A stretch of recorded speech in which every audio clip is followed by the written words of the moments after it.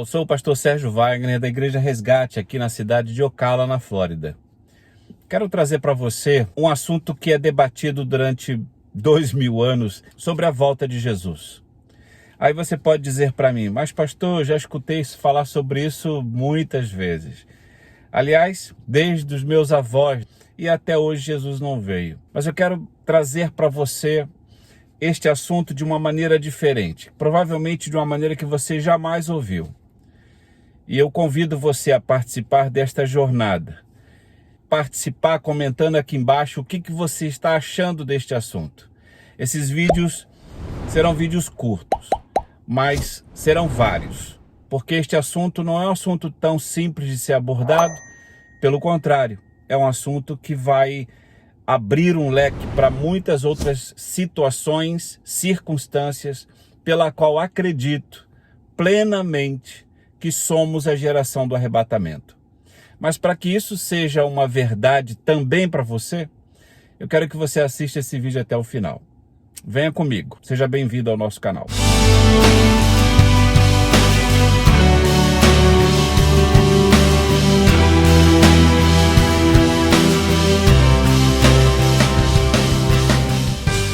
Para falar sobre a volta de Jesus, nós precisamos começar lá de trás, voltar no tempo. Se Jesus vai voltar em determinado momento, será que ele teve o cuidado de nos avisar? Eu tenho observado alguns que falam sobre a volta de Jesus e eles têm colocado datas. Teve um que colocou para Páscoa agora deste ano 2020. Outros colocaram para setembro do ano passado. E estão sempre colocando datas para a volta de Jesus. É um grande erro. Na verdade, não se data a volta de Jesus. Mas Jesus nos dá pistas, nos mostra tempos, períodos. E é isso que importa. Vamos voltar então no tempo. Deus é um ser que sempre existiu. Nós jamais teremos a capacidade de compreender isso enquanto estivermos neste corpo físico, enquanto não formos transformados, como diz o apóstolo Paulo. Enquanto isso não acontece, nós vamos tentar entender Deus um pouco dentro da nossa capacidade mental, o que não é fácil, mas vamos tentar. Deus é um ser eterno. Isso significa que ele jamais foi criado, que ele jamais terminará. Ele não tem início e ele não tem fim. Nós podemos ver isso em Isaías, capítulo 9, versículo 6. O versículo diz que ele é o Pai da eternidade. Em Isaías 57:15 diz que ele habita na eternidade. E em Miqueias 5:2 diz que desde os dias da eternidade. E por fim o Salmo 90, o salmo que aborda o tempo com tanta propriedade, diz que é de eternidade a eternidade Tu és Deus. Não é fácil entender isso, porque a nossa mente não está programada para entender a eternidade ainda. Tudo na nossa mente é uma programação de início, meio e fim. Mas tudo bem, vamos começar deste princípio de entendermos que Deus é um ser eterno. Em determinado ponto da sua eternidade, Ele cria as coisas. Isso está em Hebreus 11:3. Os mundos, pela sua palavra, foram criados. Em Gênesis 1:2, começa a criação do nosso planeta e de tudo que conhecemos. Em Gênesis 1:26, a criação do homem. Deus, então, ele não é somente agora eterno. Ele também é um Deus criador. Deus sempre foi criador, mesmo antes do planeta. Havia anjos. Deus poderia ter criado coisas muito antes do planeta Terra, como está em Isaías 57:15. O fato é que o homem criado, logo depois, ele vai vir a desobedecer a Deus e cair. Aqui entra o processo de um Deus eterno, criador, e agora ele entra com um projeto de salvação para o homem. Em Romanos 5:12 diz que por um homem entrou o pecado no mundo. Mas nesse mesmo capítulo de Romanos, lá no versículo 12, diz que por um só ato de justiça veio a graça sobre todos os homens para justificação da vida. Então, o Deus eterno e criador envia Jesus. E quando é que isso foi possível? Isso foi possível em Gálatas 4:4. Na plenitude dos tempos, Deus envia o seu Filho. O profeta Isaías, então, o grande profeta messiânico, no seu capítulo 9, no versículo 6, que diz que ele será maravilhoso conselheiro, Deus forte, Pai da eternidade e príncipe da paz. Que maravilha, então, nós entendermos que o mesmo Deus que é eterno, criador, agora ele é Deus salvador na pessoa de Jesus. Fantástico isso, queridos, porque na verdade nós não temos a compreensão do todo, do que isso efetivamente representa. Existe um hino que diz que nós não temos a capacidade de compreender a magnitude, a dimensão do que significou o sacrifício de Jesus na cruz. Eu concordo plenamente com isso, porque ainda, como falei aqui no princípio, neste corpo físico, neste corpo pecador, neste corpo que teve origem no pecado, nós não temos nenhuma estrutura física ou espiritual para compreender a dimensão desta obra. Mas um dia, como diz o apóstolo Paulo, nós o veremos face a face, assim como ele é. E isso é maravilhoso. O Deus eterno que nunca foi criado, imortal e onipresente, o Deus atemporal que não está ligado ou sujeito ao tempo, o Deus criador que fez pelas suas palavras absolutamente tudo que vemos, o Deus que tudo sabe pela sua onisciência e que tem todo o poder em suas mãos, onipotente, é o mesmo Deus Salvador, na pessoa de Jesus, que voltará para nos buscar um dia. Seríamos avisados deste momento? As pessoas tentam adivinhar quando Jesus vai voltar. E nós falamos no início que isso é totalmente impossível de saber.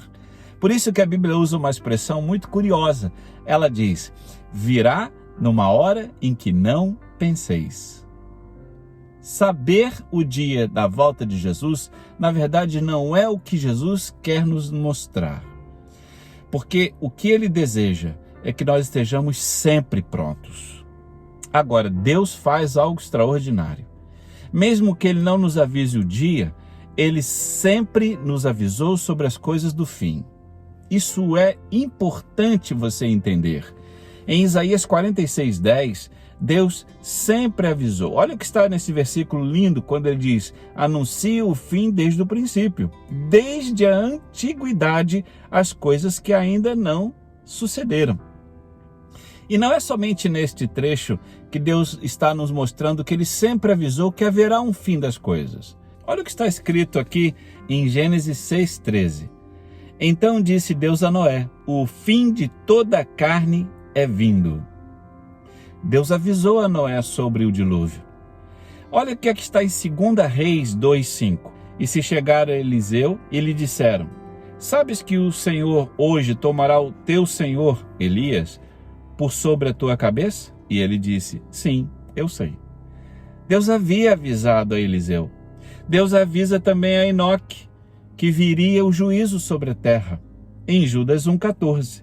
Deus avisa aos hebreus sobre a escravidão no Egito em Gênesis 15:13. Olha o que ele fala. Serão estrangeiros numa terra que não lhes pertencerá, onde também serão escravizados e oprimidos por 400 anos. Deus também avisa a Abraão sobre Sodoma e Gomorra em Gênesis 18, do versículo 17 ao 21.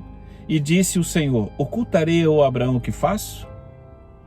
E finalmente, Jesus também avisa que um dia voltaria. Está em João 14:3. Virei outra vez e vos levarei para mim mesmo, para que onde eu estiver, estejais vós também.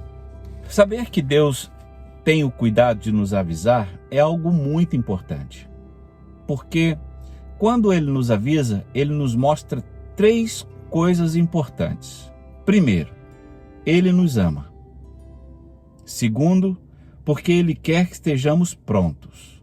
E terceiro, porque ele não guarda segredo. Olha o que poderia ter acontecido. Jesus poderia ter vindo, poderia ter morrido, poderia ter colocado a sua obra de salvação para todos aqueles que nele creem, como está em João 3,16. E ele poderia ter voltado ao Pai, se despedido dos discípulos e ponto final. A obra de salvação estaria resolvida. Concorda comigo? Não é somente isso que Jesus fez. Ele também avisa que voltará. Assim como Deus avisou a todos os outros lá atrás, Deus não guarda segredos. Eu já escutei pessoas profetizando há 1 ano, 2 anos atrás sobre o que está acontecendo agora. Agora nós temos que entender que o próprio Deus fala a respeito das coisas do fim e que também revela os seus segredos aos servos. Isso está em Amós, capítulo 3, versículo 7. Certamente o Senhor Deus não fará coisa alguma sem ter revelado o seu segredo aos seus servos, os profetas. Em Daniel 2:22 diz: Ele revela o profundo e o escondido, conhece o que está em trevas e com ele mora a luz. Em Mateus 11:25, a parte B do versículo, lá no final ele diz: Ocultaste essas coisas aos sábios e entendidos, e as revelastes aos pequeninos. E finalmente em Salmo 25:14, a parte A do versículo diz: O Senhor confia os seus segredos aos que o temem. Olha como isso é fantástico. O Deus eterno, o Deus criador, o Deus salvador na pessoa de Jesus, é agora o mesmo Deus que nos avisa sobre em que período ele iria voltar para buscar os seus. Quando nós falamos de período, nós estamos diretamente relacionando tempos e tempos. A palavra tempo dentro da Bíblia é uma palavra muito curiosa. A Bíblia nos dá uma linha, nos dá uma compreensão a respeito do tempo. Tempo é a grandeza física que permite medir a duração das coisas mutáveis, sujeitas a alterações. Nós estamos debaixo do tempo Cronos, é o nosso tempo. Nós podemos cronometrar, nós podemos medir, nós podemos dizer, olha, amanhã eu vou resolver isso. Nós temos uma noção clara do tempo. Nós podemos medir os segundos, os minutos, as horas, os dias, semanas, meses, anos, séculos e milênios, porque nós estamos debaixo do tempo. Nós estamos presos dentro do tempo. Nós sofremos a variação do tempo. Por isso que nós conjugamos verbos passado, presente e futuro. Nada foge ao tempo. Mas Deus não está sujeito ao tempo. O tempo classificado para ele não é o Cronos. O tempo dele é o Kairos. Esse tempo, desta palavra grega, significa oportunidade. É um momento que não se mede. Por exemplo, alguma coisa aconteceu de repente na sua vida. Aquela oportunidade que surgiu é um Kairos. É um tempo de oportunidade que não se previa, que não havia um cronômetro para que aquilo acontecesse. Por isso que nós podemos abrir um pouco mais essa compreensão, dizendo que, na verdade, o tempo de Deus é um tempo que não se cronometra, não se mede. Ele não está sujeito ao tempo. Isso está em Tiago 1,17. Olha que coisa linda quando o apóstolo Tiago fala que toda boa dádiva e todo dom perfeito vem do alto, descendo do Pai das luzes, em quem não há mudança nem sombra de variação. Em Salmo 102, nós separamos 2 versículos importantes, que diz: Mas tu, Senhor, permanecerás para sempre, e a tua memória de geração em geração. E o versículo 25 deste salmo diz: Desde a antiguidade fundaste a terra, e os céus são obras das tuas mãos, mas tu és o mesmo, e os teus anos nunca terão fim. Aos Hebreus, no capítulo 13, versículo 8, diz: Jesus Cristo é o mesmo ontem, hoje e eternamente. Essa expressão é o mesmo, ela é profunda, porque, como dissemos no início, a palavra tempo em si, ela quer dizer medir a alteração de alguma coisa. Mas a Bíblia diz que Jesus Cristo é o mesmo ontem, hoje e eternamente. O próprio Jesus revela isso para a gente quando ele usa a expressão eu sou. Aliás, eu quero voltar no Velho Testamento. A Bíblia diz em Êxodo 3,14 o seguinte: e disse Deus a Moisés: eu sou o que sou. Disse mais: assim dirás aos filhos de Israel: eu sou, me enviou a vós. Em Isaías 43:13, ainda antes que houvesse dia, eu sou. E finalmente o próprio Jesus, o Emanuel, o Deus encarnado entre nós. Ele diz em João 8,58, disse-lhe Jesus: em verdade vos digo, que antes que Abraão existisse, eu sou. A expressão e o verbo eu sou, na verdade, está trazendo a essência de Deus. Porque quando ele diz essa expressão, o verbo conjugado no presente mostra que ele não tem futuro, não tem passado, ele simplesmente é. Isso é tão grande que a gente não consegue compreender na plenitude. Mas João fez questão em diversas passagens de escrever o que Jesus falou a respeito da expressão eu sou. Em João 6,35, 8,18, 10,7, ele diz: eu sou o pão da vida, eu sou a luz do mundo, eu sou a porta das ovelhas, eu sou o bom pastor, em João 10,11, eu sou a ressurreição e a vida, em João 11,25, eu sou a videira verdadeira, em João 15:1-5, e finalmente em João 14:6 diz: eu sou o caminho e a verdade e a vida. Não é fantástico isso?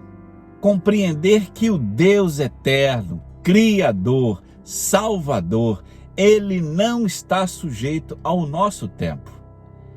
Então, entramos num processo muito complexo agora. Se o próprio Deus, que não está sujeito ao nosso tempo, Cronos, está no seu tempo Kairos, o tempo da oportunidade que não se mede, que não tem precisão de passado, futuro, ele simplesmente existe, como este Deus poderia agora revelar um período de tempo para nós seres humanos? Por isso que a pergunta é: como Deus mensura o tempo Cronos? Nós falamos no início que Deus revela os seus segredos aos seus servos, os profetas. É claro que muitas pessoas podem discordar, há muitas linhas de entendimento, há muitas questões aqui envolvidas de fé, inclusive. Mas o Salmo 90 é o Salmo supremo do tempo. Ele diz nesse Salmo: ensina-nos a contar os nossos dias. Neste Salmo, no versículo 4, ele tem uma expressão muito curiosa, que eu quero abordar agora. Ele diz assim: porque 1000 anos aos seus olhos são como o dia de ontem que passou.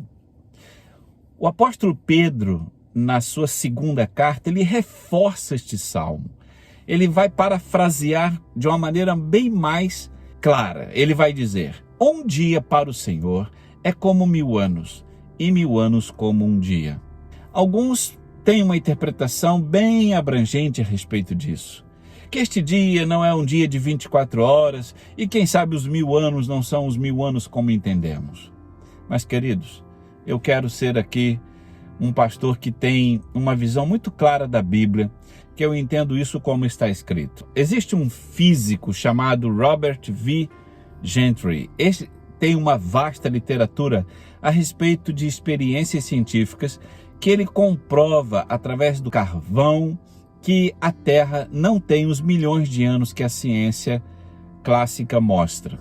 E ele mostra isso através de um vídeo. Você pode acessar a internet e colocar na descrição dizendo a verdadeira idade da Terra. Eu quero aqui dar o crédito também ao pastor Nathan Rufino, que nos mostrou esse vídeo através de um dos seus vídeos, e isso foi muito esclarecedor para nós.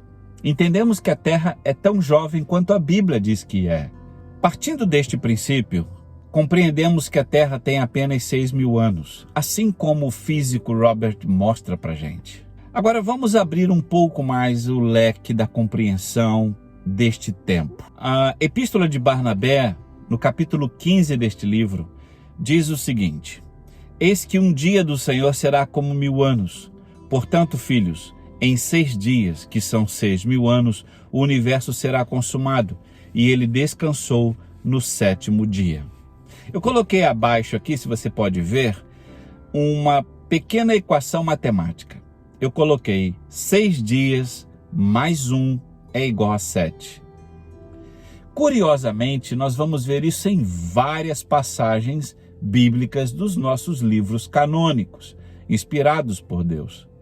Podemos ver isso em Êxodo, capítulo 20, versículo 11. Olha o que ele fala aqui: pois em 6 dias o Senhor fez os céus e a terra, o mar e tudo o que neles há. E ao 7º dia descansou. O livro do Êxodo repete isso lá no seu capítulo 24, no versículo 16. E a glória do Senhor repousou sobre o monte Sinai, e a nuvem o cobriu por 6 dias. E ao 7º dia chamou a Moisés no meio da nuvem. Podemos ver isso também em Mateus. No capítulo 17, versículo 1 e 2, 6 dias depois, ou depois de 6 dias, tomou Jesus consigo a Pedro, Tiago e João, seu irmão, e o seu rosto resplandeceu como o sol, e as suas vestes se tornaram brancas como a luz. Aqui de novo aquele padrão de 6 mais 1. Isso se repete, queridos, nos dias da criação. Então, se há um segredo que Deus colocou, incutiu na palavra, codificou na palavra a respeito da sua volta, do período da sua volta, ele está codificado na criação do mundo.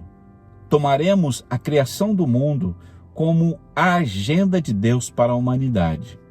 E curiosamente, você vai ver que exatamente as coisas acontecem ou aconteceram como foram nos dias da criação. Se você gostou do que falamos até aqui, comente. Fale o que você acha.